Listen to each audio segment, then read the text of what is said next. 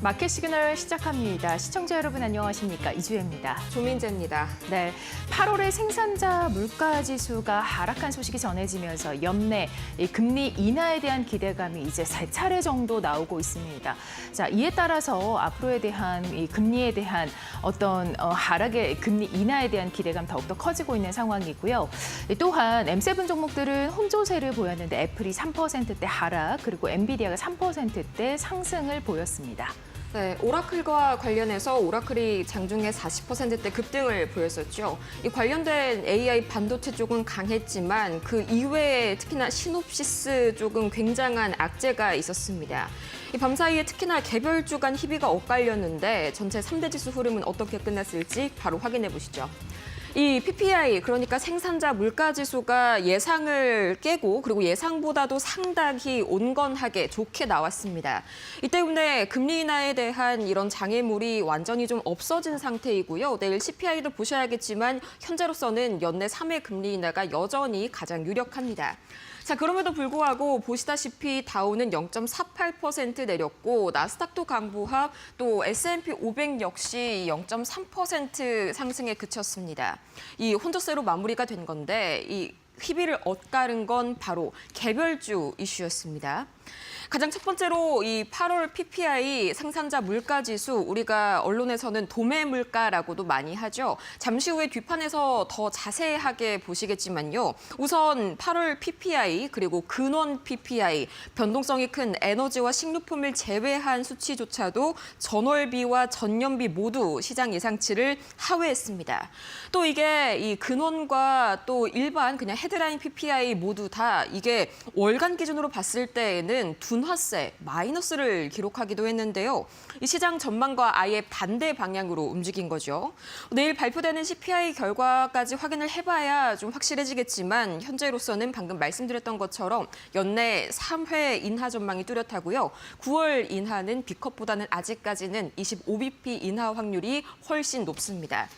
이어서 이 호재와 악재 하나씩 보도록 하겠습니다. 가장 먼저 오라클, 제가 어제 실적 발표 그리고 컨퍼런스 콜까지 좀 자세하게 봐드렸는데 거기에 대한 그 결과가 오늘 주가에 그대로 반영이 됐습니다.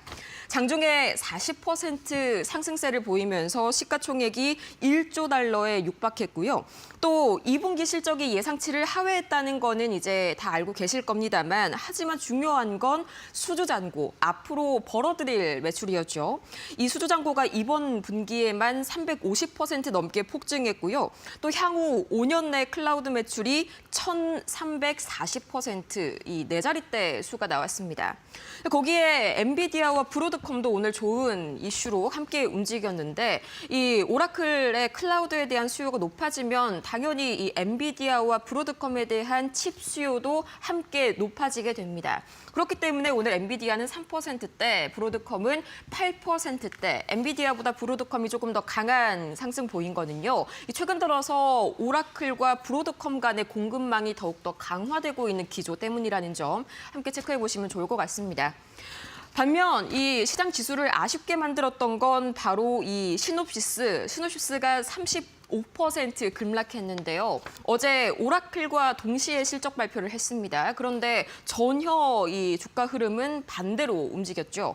시놉시스의 경우에는요, 이 분기 실적이 예상보다 부진했고요. 또 무엇보다도 4분기 그리고 연간 가이던스가 상당히 시장 예상치를 밑돌았습니다. 자, 그런데 여기에서 중요한 점은요. 시놉시스가 이렇게 부진한 가이던스를 발표를 한 게 단지 AI 산업의 문제라기보다는 이 대중국 수출 규제로 인해서 정치적 영향이 강했다는 사실. 그렇기 때문에 AI 쪽에는 투심에 큰 영향이 없었던 것이고요. 이어서 애플도 어제 좀 신제품 발표에서 실망스러운 결과를 내놨었죠. 3%대 하락했고요. 이어서 아마존도 마찬가지로 3%대 하락 보겠습니다. 이 아마존의 경우에는 오라클과도 관련이 있습니다. 이 아마존 웹서비스 시장 점유율이 오라클에게 빼앗길 수 있다는 우려감 때문에 크게 급락 나왔고요. 그럼 밤사이에 자금의 흐름 어떻게 이동했는지 바로 보도록 하겠습니다. 상당히 흥미로운 그런 결과입니다. 최근 들어서 빅테크가 많이 좀 갈리긴 했지만 이 정도까지 크게 갈리는 건 저도 굉장히 오랜만에 보네요. 자, 우선 빨간불이 하락이고요. 또 초록불이 상승불이라는 점 알고 가시면 좋을 것 같습니다. 가장 눈에 띄는 건 엔비디아입니다. 가장 크기도 하고 초록불이 강하죠. 3.81% 올라섰고요. 마찬가지로 아까 설명드렸다시피 오라클과 엔비디아, 브로드컴 함께 갈 수밖에 없는 구조입니다.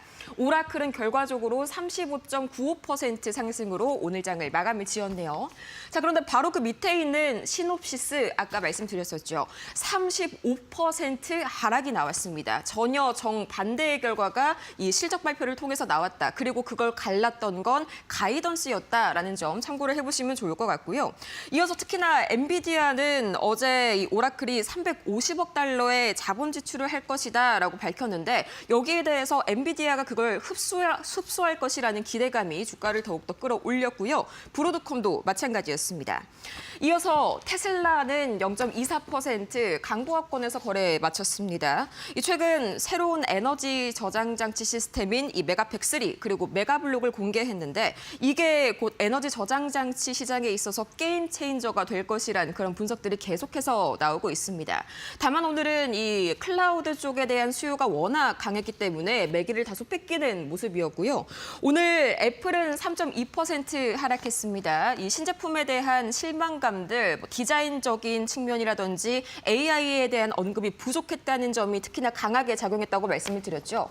거기에 더해서 물론 이 성능 업그레이드가 없으니까 가격도 인상하지가 않았습니다. 그런데 가격을 그대로 동결한다는 점은 곧 매출 우려로 이어질 수가 있겠죠. 이 때문에 급락다운 애플이었고요.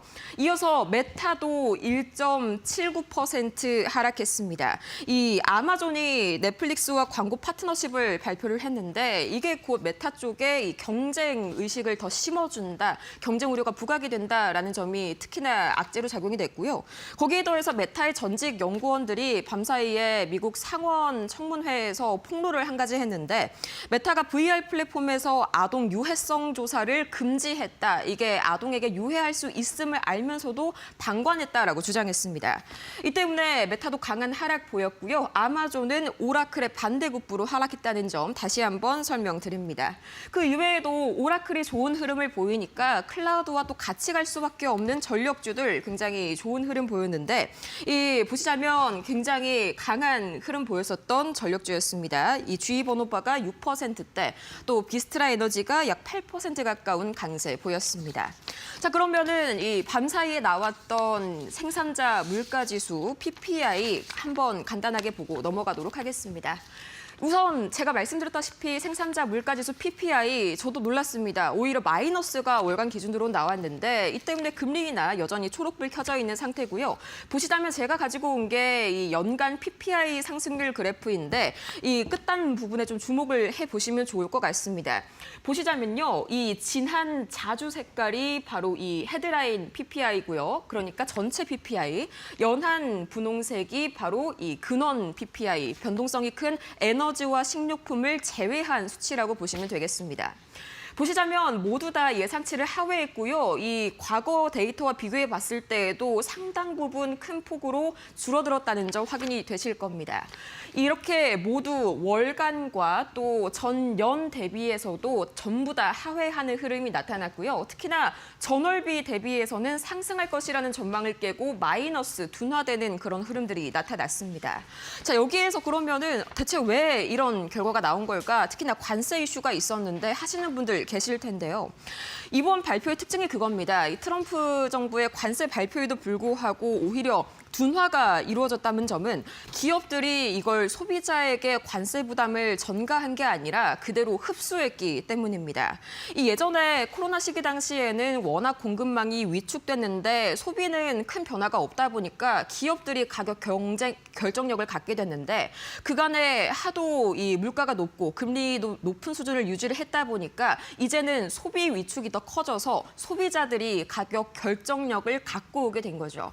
이 때문에 기업 기업들이 가격을 올리면 시장에서 점유율을 잃을 것이라는 공포감이 커지면서 현재와 같은 결과가 나온 거고요. 또 PC 관련 데이터도 상당히 좀 온건하게 나왔습니다. 이 포트폴리오 관리 수수료, 항공료 쪽은 견고한 상승 예상대로 나왔고요. 의료 서비스 데이터가 상당히 좀 온건하게 나왔습니다. 따라서 관세와 관련된 비용 전가 예상보다 크지 않은 걸로 현재 PPI에선 나왔는데 내일 또 바로 이어서 소비자 물가지수 CPI가 발표가 되죠. 현재로서 시장에서는 비슷한 흐름 유지될 것이란 전망이 강합니다. 다만 이번 사례는 계속해서 기업들이 관세 비용을 흡수하고 있다는 점에서 경기 위축의 한 가지 신호로도 해석을 할 수가 있겠습니다. 지금까지 뉴욕 증시 마감 상황 봤습니다. 네, 그렇다면 특징적이었던 종목들은 어떤 것들이 있었을까요? 함께 살펴보도록 하겠습니다. 자, 실적 발표가 어제 나왔는데 두 종목이 희비가 오늘 장에서는 엇갈렸습니다. 일단 오라클은 35%가량의 급등을 보였고 시놉시스는 지금 보시다시피 역시 마찬가지의 수치지만 하락으로 마감됐습니다. 오라클이 지금 전망에 대한 기대감이 상당합니다. 사실 실적은 그렇게 좋지가 않았는데 클라우드 인프라 매출 증가 전망이 상당히 뛰어납니다. 계약 수주 잔고가 여전히 엄청나게 남아있는 것으로 나타나고 있는데 거의 4,500억 달러 수준입니다. 자, 지금 주가가 35%의 급등을 보이면서 320선 넘어서까지 올라갔고 지금 330선도 넘어선 입장.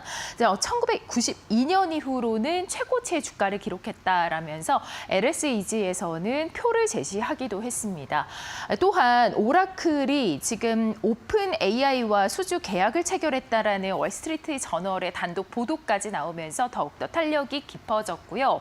시놉시스는 3%, 35%의 약세권에서 흐름을 마쳤는데 실적이 부진했던 영향이 주된 배경입니다. 3분기 매출 17억 달러 수준이고 EPS는 3.39달러로 모두 다 예상치를 하회하는 실적의 여파를 계속해서 받고 있습니다. 다음 종목 살펴보도록 하겠습니다. 자, 오라클발 훈풍이 AI주 전반에 걸쳐서도 영향을 미치고 있습니다. 동반에서 현재 엔비디아, 브로드컴 그리고 TSMC 이어서 팔란티어까지 모두 올라가는 분위기가 연출되고 있는데 루빈 CPX 공개가 된 엔비디아 잠시 후에 머스노바이브에서 조금 더 자세하게 말씀을 드리겠지만 3% 가까이 오름세가 나타났고요. 브로드컴이 9% 가까운 급등을 나타내면서 전일장 상승폭을 조금 줄여갔던 부분을 다시금 키워가면서 올라가는 주가의 흐름이 포착이 되고 있습니다. TSMC도 3% 넘게 올라가면서 전반적인 AI주들의 훈풍이 나타났습니다. 다음 종목 보도록 하겠습니다. 네, 오라클의 훈풍이 얼마나 강하냐, 팔란티어까지 끌어올리고 있습니다. 최근에 굉장히 부진했던 종목으로서 어떤 모멘텀이 있든 간에 주가가 크게 움직이지 않는 모습을 보였는데 이번에는 이제 훈풍이 강하게 불었습니다. 여기에 여파를 받으면서 팔란티어도 2% 넘는 오름세가 나타났습니다. 다음으로 종목 살펴보도록 하겠습니다. 자, 주요 기술주들 보시면은요, 아마존과 애플, 테슬라가 각각의 개별 재료가 있었는데 일단 아마존은 넷플릭스와의 제휴 소식도 있었고 오라클과 대비해서는 경쟁력이 약화되고 있다라는 부정적인 시각이 사실 지난 장에서는 조금 더 영향을 받았습니다. 자, 죽스 로보택시 관련해서도 소식이 있었죠. 그러나 사실 아직까지는 로보택시 시장에 진출을 한다보다는 안정성과 또 초기 비용이 많을 것이다라는 부담감이 조금 더 크게 작용을 하고 있습니다. 주가는 약세권에서 흐름 맞췄고요. 애플이 아이폰 에어를 포함해서 시리즈를 발표를 했지만 큰 모멘텀이 발생하지 않는 이유 바로 AI 전략이 부재하다라는 점입니다. 이제는 이 스마트폰의 사양이라던가 형태, 디자인의 영향을 받지 않고 그 안에 들어가는 AI가 얼마나 개선이 되었느냐, 얼마나 다른 회사들과의 차별화가 있느냐, 이 부분에 조금 더 투자자들은 주목을 하고 있는 분위기인데요. 애플은 딱히 그런 모습들, 전략이 해결책이 제시가 되지 않으면서 AI 전략이 부재하다라는 내부 혁신에 대한 요구가 나오고 있습니다. 오늘 장은 이제 차익 실현 매물들 출회가 되면서 3% 약세권이고요. 테슬라는 0.24%의 오름세 보였는데요. 메가팩3 그리고 메가블록에 대한 생산 기대감 나오고 있고 옵티머스 로봇의 영상이 공개가 됐는데 이어서 3세대 로드맵까지 발표가 된 부분도 주가에 영향을 주었습니다. 다음 종목 살펴보도록 하겠습니다. 자, 노보노디스크 보시면 0.13%의 오름세인데요. 인력이 9천 명이 이제 감원이 되는데 이것은 이제 전체 회사들의 인력 가운데서 11%에 해당합니다. 엄청난 막대한 인력이라고 보시면 되고 이 인력을 왜 감원하느냐? 자원을 효율적으로 재배치하기 위함이다라고 회사 측에서 밝히면서 주가는 상승으로 마감됐습니다. 다음 종목 보도록 하겠습니다. 자, IB 투자 의견 나온 종목인데요. 트레이드 데스크 11%의 약세권 흐름인데 아마존과 넷플릭스가 협약 체결, 제휴 소식이 있었습니다.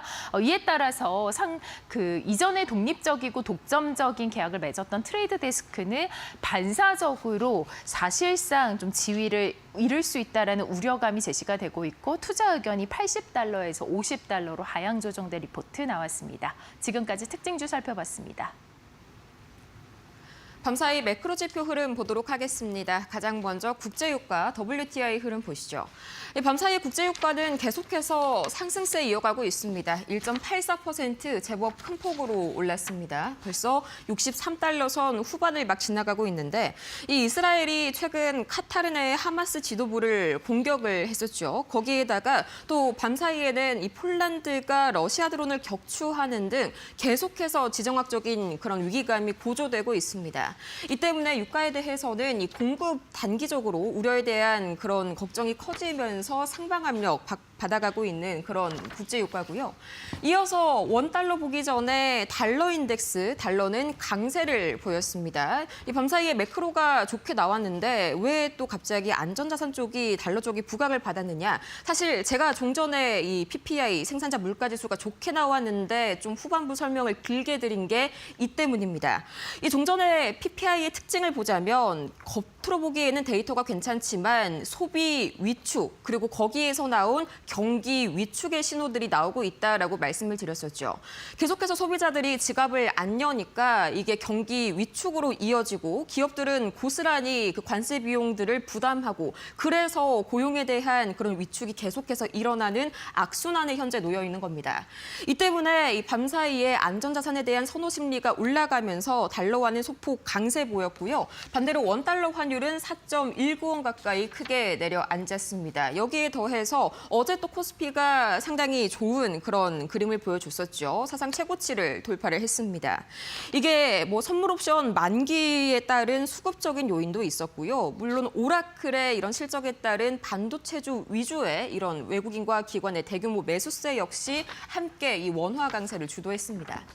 이어서 비트코인은 2%가량 올라섰는데요. 이 기관 매수세에 좀 힘입은 그런 모습이었고요. 최근 들어서는 오히려 안전자산 쪽과 좀 비슷하게 움직여가는 그런 비트코인입니다. 그만큼 덩치가 상당히 많이 커졌고 제도적으로도 많이 보완이 됐다라는 의미겠죠. 이어서 밤사이 강달러 영향으로 금값은 소폭 내렸습니다. 뭐 유의미한 하락은 아니었지만 같은 안전자산으로서의 매력도가 달러가 올라가게 된다면 금은 반대급부로 떨어진다는 점 참고해 보시면 좋을 것 같고요. 이 미국채 10년물과 2년물의 향방은 엇갈렸습니다. 이 미국채 10년물이 약간 좀 다시 하락세를 보였는데 밤사이에 이 보시다시피 미국채 10년물의 경매가 있었습니다. 예상보다 수요가 견조한 것으로 확인이 되면서 미국채 10년물 금리는 장기채 위주로 하락이 나왔고요. 이어서 종전에 자세하게 봤었죠. 이 PPI와 그리고 근원 PPI 모두 계속해서 이 둔화되는 그런 흐름을 월간과 연간 모두 보여줬습니다. 하지만 지속적으로 이 경기 위축에 대한 신호가 저번 베이지북 때부터 계속해서 뚜렷하게 나오고 있다는 점 체크를 한번 해보셔야겠고요. 지금까지 매크로 상황 봤습니다.